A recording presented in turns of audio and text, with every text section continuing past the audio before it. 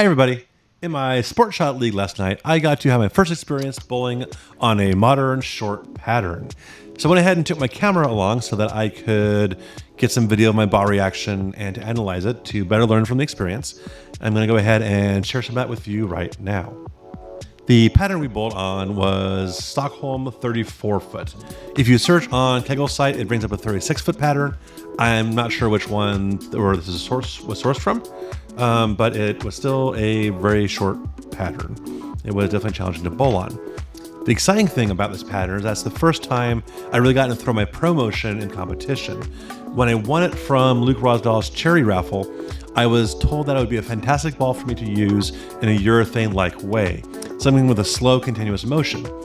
I also brought my IQ Tour Solid, sanded to 500 on the advice of Angel Rosdahl.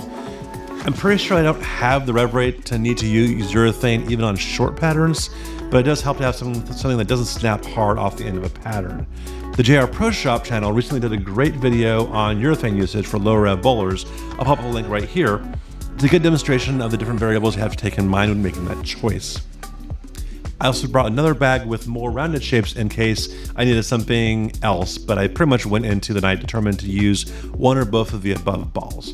So let's go ahead and have a look at the shots I threw. Thank you. So I started off just trying to throw a normal shot, thinking that the ball itself would sort of temper the reaction on the short pattern. The promotion, I've been told, is really good for that, but it didn't really work out that way at the start.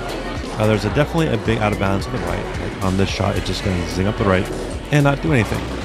And if I miss a little bit inside, it definitely dove really, really far left. I also gave a really sanded IQ Tour Solid a try, and it worked really well for one shot, and then sort of just lost it again. So I was spending basically the entirety of the first game just trying to figure out what the heck I was doing on the short pattern. And I eventually just got kind of lost and stepped back and reset and said, okay, so what do I do to actually do better about this? And after starting through the first game, second game started, I went ahead and just grabbed the promotion again and threw it straight up. Backed off my speed, backed off the rev, just sort of rolled the ball. And it worked really, really well.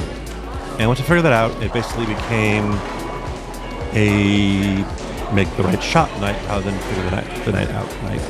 I was able to react, adjust, and do things well. The big thing that I learned from this is speed matters a lot. A lot of my misses to the right were either, obviously if I miss my shot, it's going to go right because it's still a sport pattern.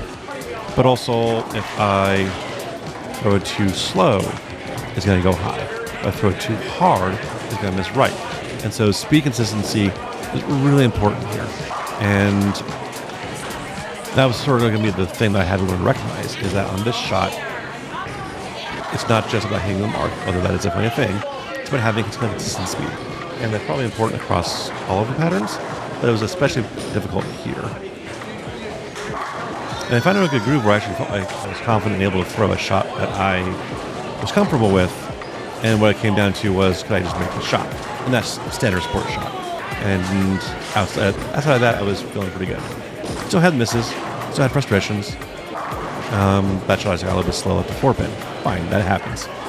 And then maybe overreacting, go a little bit fast and miss right. Not the case. Actually, pretty good shot. But for the rest of the night, that's sort of the battle. And so it took me about a game and a half to really get a handle on what I was doing on this pattern. And it was a matter of making good shots and adjusting the lanes, changing. As we got into the third game, things started to get a little bit drier. I had to move a little bit left, and I think that took away some of the room I sort of thrown into, and I threw like a bunch of splits in a row. And so after a shot where I threw it too fast and just to the right with it, I responded with a really good strike shot.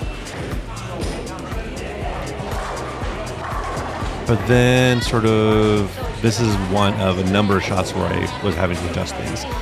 Threw things too quickly, left a split. Came back on the other side and overcompensated and threw it really slow and left myself a Greek church, which you're going to see as soon as I turn around right here. But after another couple bad shots, I came in 10th frame, slowed down and threw one last good shot to end the night. and things look really good. So overall, this is a pretty good bit of experience. Obviously, I still have a ton to learn about bowling on short patterns, but I think I gotta go look at how I can approach them in the future. I might have even more challenges throwing in a different house, as River End Bowl does have pretty low friction back ends. I might have to make more adjustments in a higher friction house, but that's something that I'm just gonna have to figure out as it comes. As I mentioned, this pattern seems to be extra sensitive to speed, on top of the usual one board accuracy required on a sport shot. And while I'm a long way off of having the accuracy to score well on a truly challenging sport shot, I was spending some time working on keeping my timing and speed consistent in the near term, and that's what will be front of mind next time I bowl on a short pattern, which will be in 3 weeks when we're bowling on the PBA Cheetah pattern. I'm excited to see the lessons I learned here carry forward and let me approach that shot with more confidence and have an even better scoring outlook. Thank you so much for watching and joining me as I continue to experience things that are new to me.